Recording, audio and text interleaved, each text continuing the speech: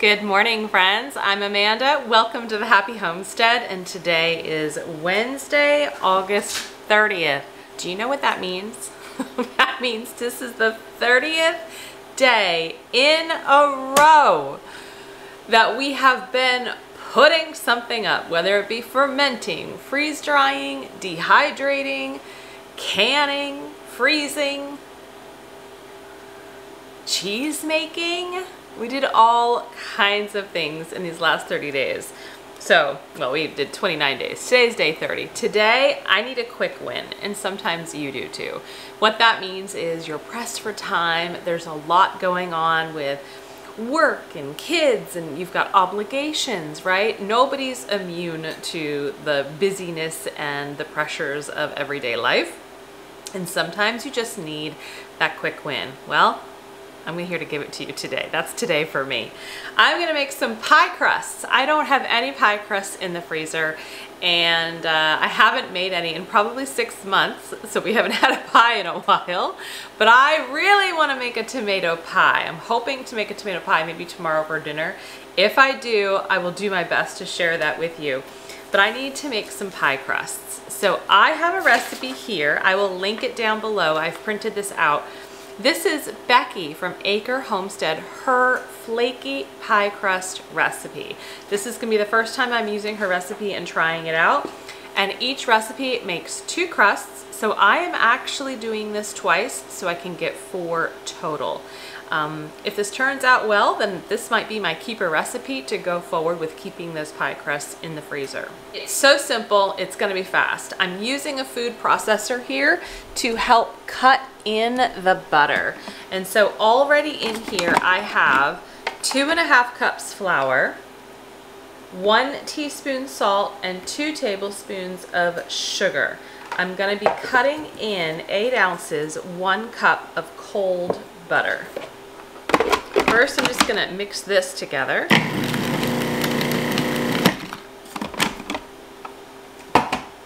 I also have some ice cold water on standby.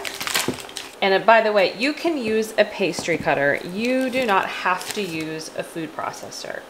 I find that with a food processor, it just blends a lot easier, certainly faster, and more evenly. But when you're using your butter, you want to cut it up in chunks. You don't want to just put the whole block in.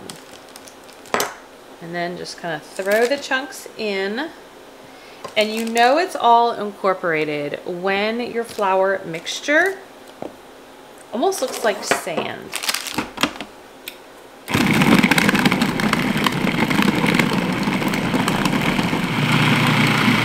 You should also start to kind of hear it even out in the food processor, right? Whereas in the beginning you kind of heard and saw probably the chunks flying around. So yeah, I don't see or feel any big butter chunks, which is what you're looking for. I'm going to now start to add in some water until this starts to come together into like a dough ball.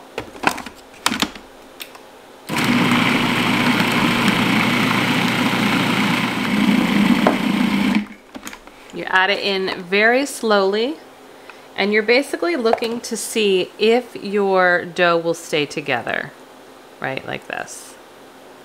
It's pretty good. And you always want to add cold water because warm water will start to soften and melt the butter. So I'm going to dump this into a big bowl because I really want to not make a huge mess.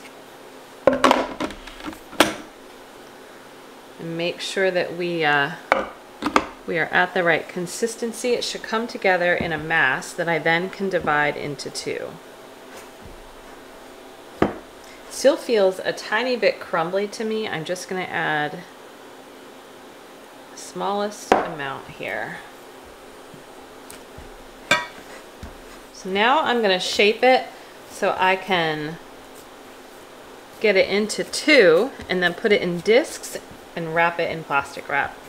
Now you could totally weigh this and then, you know, divide it by 2 so you know exactly how much each disc should be if you want to be pretty exact. I'm gonna eyeball it here And I'm just gonna shape it into that disc, because inevitably when I'm ready to use my pie crust, I'm going to be rolling it out into as much as possible an even circle, right? And so I want to get it into that disc to help make that process easier. Going to wrap it into plastic wrap, and I'm going to put it in the fridge. Now I like to cool my pie crust in the refrigerator, and then if I plan to freeze them, I'll put them all in a Ziploc bag just like this, wrapped up, and they should be used within the next 3 to 4 months. So especially with the holiday season coming, and trust me, it's gonna come whether you're ready or not, having something like this in the freezer ready to go just may make the holidays a bit easier. I'm gonna repeat this same exact process with another batch of the ingredients.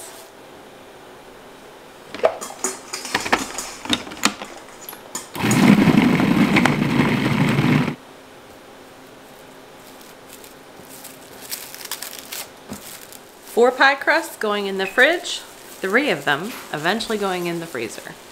Now that we've got one quick win out of the way, we're gonna go with another. For me, this is a quick win, which is canning more green beans. I had enough picked for about 3 more quarts, and so I'm just kind of getting all of those ends trimmed and cut up and put into my jars. And I also have some, I guess what you would call tomato juice. So when I was thawing all of my tomatoes Sunday night into Monday night, that 24-hour period, and I milled my tomatoes with my electric strainer, I do not add all of that extra water that kind of comes out during the thawing process. A lot of people will tell you, don't throw that away, use that within your sauce, and then still boil your sauce down because it is the citric acid. I don't do that because that's why I'm pressure canning my sauce, so I'm not too worried about the acidity levels. But at the same time, I don't want to lose that water. Enter in a gallon of what would be tomato juice, essentially. So I am letting this warm up a bit. It was in the refrigerator for the last 24 hours, 48 hours. And I am going to pressure can this also with the green beans. So if it's a gallon, it's approximately 4 quarts. I got 3 quarts of beans. I can put 7 quarts in my All-American 921. I'm going to use the green bean processing time, which is 25 minutes for a quart, which incidentally is actually the same time if I were doing a bone broth or a chicken stock. And so by doing my tomato juice with that same time frame, we'll be good to go. So you might be wondering, why save that and what are you going to use it for? Well, I don't like to waste things. Really big on that. I got that from my grandpa, and I don't want to waste that beautiful tomato juice. And so all I will do is probably use that for like soups and stews, right? Or I could even cook beans or rice in it to impart a little bit of flavor that way, but most likely it'll go for soups and stews and chilies. So you may be wondering why I'm considering this a quick win, and that's really because pressure canning green beans and or stock is a really simple and quick process in my opinion, because it only has that 25-minute per quart processing time. My beans have already been washed. I wash them as soon as they come in from the garden, and then I just put them in a bag in the refrigerator until I have enough to can. So to me, this is a quick win because I'm getting these out of the refrigerator, getting it done.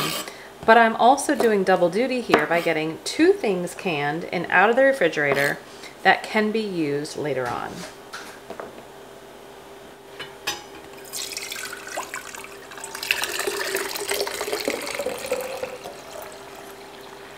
Last quick win of the day is going to be some homemade ice cream. We get raw milk, and so inevitably I always have a little extra cream. I like to use the cream for coffee every now and then, but I also like to save it and make our own homemade ice cream. So today, and by the way, I don't really follow recipes when I'm making the ice cream. I just kind of wing it and do what sounds good. So today, instead of adding any actual sugar, I'm going to add maple syrup, as well as a little vanilla extract and some cinnamon. So something with a little bit of a fall flair. and then we're gonna get it in the ice cream maker. But I just kind of mix everything on low in my Vitamix because you don't want to whip your cream, you just want to get everything blended together.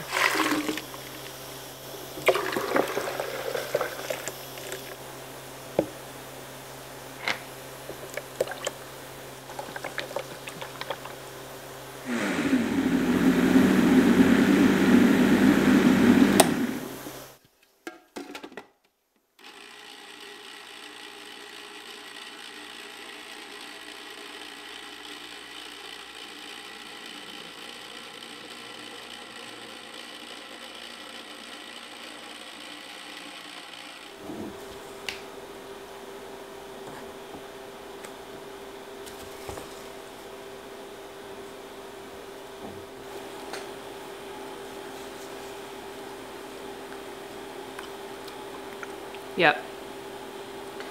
That's good. Like really good. I pray that someone else in my family gets to try it. Sometimes that's the hazard of making these things. Nobody else that lives here knows I've made that ice cream. It's like a tree falling in the forest. If no one's there, does it make a sound? If no one knows there's ice cream in the house, does it exist? Anyway, 3 really great projects completed for today. I am so happy about that. One more day, and I hope to end with a really good one tomorrow. Stay healthy, stay well, and I'll see you tomorrow. Bye-bye.